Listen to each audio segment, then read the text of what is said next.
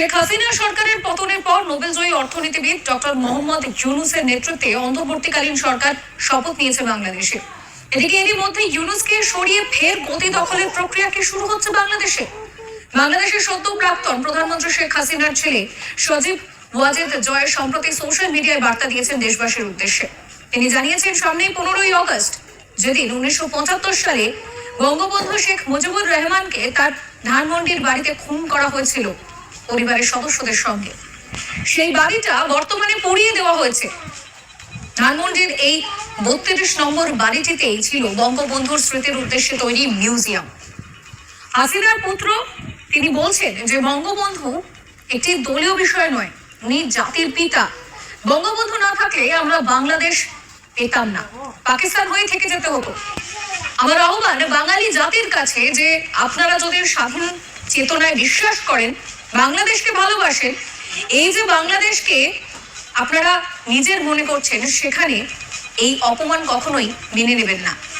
বঙ্গবন্ধুর জন্য, স্বাধীনতার চেতনার জন্য এবং আমার পরিবারের জন্য এটা করতে হবে। কি বলছেন তিনি, শোনাবো। আপনারা নিজের চোখে দেখতে পেরেছেন যে জাতির জনক, জাতির পিতা বঙ্গবন্ধুর বাসা, সেই ঐতিহাসিক 32 নম্বরকে পুড়িয়ে ফেলা হয়েছে। এই প্রটেস্টর তো বলবো না, এই মব জাতির পিতার বাসাকে পুড়িয়ে ফেলায়। সেই বাসা যেখানে বঙ্গবন্ধুকে হত্যা করা হয়, বঙ্গবন্ধুর আমার পুরো পরিবারকে হত্যা করা হয়, যেই বাসা 75-এর খুনিরা ধ্বংস করার সাহস পায়নি, যেই বাসা এখন এতদিন ওনার মিউজিয়াম ছিল, সেই বাসাকে তারা পুড়িয়ে ফেলেছে। বঙ্গবন্ধু একটি দলীয় বিষয় না, বঙ্গবন্ধু হচ্ছেন জাতির পিতা। বঙ্গবন্ধু না থাকলে আজকে আমরা বাংলাদেশ হতাম না, আজকে আমরা পাকিস্তান হয়ে থাকতাম।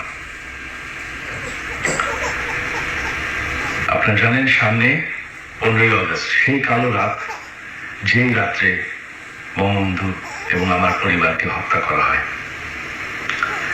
আমার আহ্বান বাঙালি জাতির কাছে যে আপনারা যদি স্বাধীনতার চেতনায় বিশ্বাস করেন, আপনারা যদি বাংলাদেশকে ভালোবাসেন, আর এই যে বাংলাদেশে বাস করছেন, এটাকে মেনে নেন যে বঙ্গবন্ধু আপনাদেরকে স্বাধীনতা দিয়েছে, আমাদেরকে স্বাধীনতা দিয়েছে। এই 15ই আগস্ট আমার আহ্বান আপনাদের প্রতি, শান্তিপূর্ণভাবে 32 নম্বরে গিয়ে ফুল দিয়ে আসবেন, দোয়া করবেন বঙ্গবন্ধুর জন্য, স্বাধীনতার চেতনার জন্য এবং আমার পরিবারের জন্য। এই হলো আমার আহ্বান আপনাদের প্রতি। বাংলাদেশের সরকার বিরোধী আন্দোলনের চাপে পড়ে পদত্যাগ করতে বাধ্য হয়েছেন হাসিনা। সরকার পড়ে যাওয়ার পর বাংলাদেশের রাষ্ট্রপতি, সেনাপ্রধান এবং ছাত্র নেতাদের বৈঠকে স্থির হয় ইউনূসকে তাকেই আপাতত অন্তর্বর্তী সরকারের প্রধান করা হবে। বৃহস্পতিবার শপথও নিয়েছেন তিনি। ইউনূসের সরকারের 16 জন উপদেষ্টাও রয়েছে, তাদের মধ্যে ইতিমধ্যেই দপ্তর বন্টনও করা শুরু হয়ে গিয়েছে। এবং এই মুহূর্তে দাঁড়িয়ে নতুন করে ঠিক কি প্ল্যানিং চলছে, সে নিয়ে কি বলছেন সজীব ওয়াজেদ, শোনাবো আপনাদের। We all want a quick restoration of democracy. Of course, that is what we want.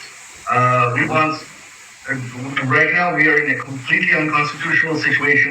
This government is completely unconstitutional. There is no provision for a selective government selected by a small minority, because even the demonstrators, what you're seeing, we have 170 million people in Bangladesh. 20,000, 50,000 protesters are a tiny fraction of the minority.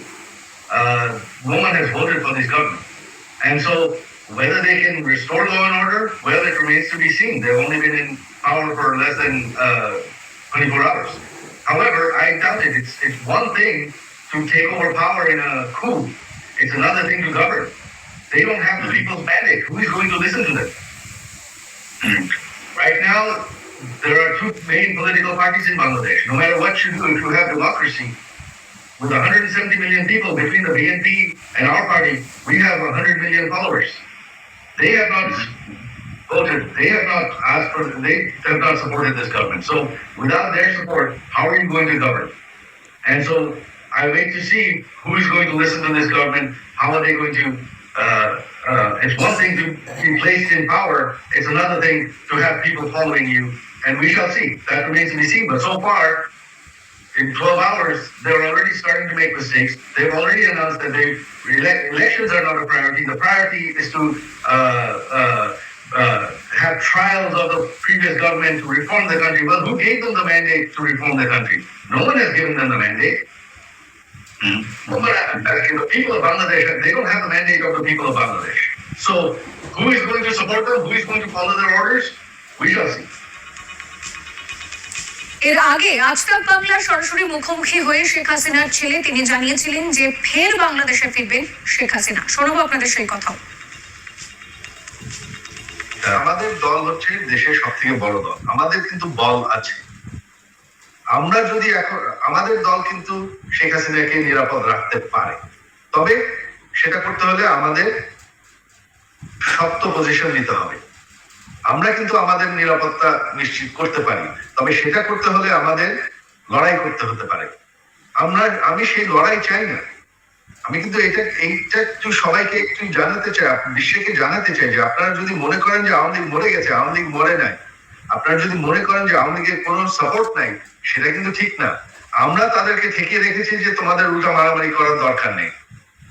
আস্তে আস্তে দেখবেন, সময়তে আপনারা দেখবেন কি হবে। আজকে থেকে কিন্তু তাদের উপর হামলা অনেকটা কমে গেছে, কারণ আমাদের নেতা কর্মীরা এখন নিজেদের নেতাদের পাহারা দিচ্ছে। এই বিষয়ে আপনার যতগুলো খবর ছড়ছে এগুলো সম্পূর্ণ গুজব। তিনি এখন পর্যন্ত কোথাও অ্যাপ্লাই করেন নাই, ইউকেতে অ্যাপ্লাই করেন নাই, আমেরিকায় তো অ্যাপ্লাই করেন নাই, ফিনল্যান্ডে অ্যাপ্লাই করেন নাই, তিনি কোথাও অ্যাপ্লাই করেন নাই অ্যাসাইলামের জন্য। ওনার এ পর্যন্ত কোনো পরিকল্পনা নাই কোথাও যাওয়ার। ওনার উদ্দেশ্য হচ্ছে অতি শীঘ্রই বাংলাদেশে ফিরে যাওয়া, রাজনীতি করার জন্য বা রিটায়ার করার জন্য, বা তিনি চান বাংলাদেশে ফিরে যেতে। এটা কোনো সিদ্ধান্ত নেওয়া হয়নি, বাট এখন যেহেতু আমাদের দলকে আবার সংগঠিত করতে হচ্ছে, এটা তিনি করছেন। হ্যাঁ, সেটা আমরা সবাই অভিমান করেছিলাম, তবে পরের দিন যখন দেখি যে আমাদের নেতাকর্মীদেরকে হত্যা করা হচ্ছে, তখন আমরা বললাম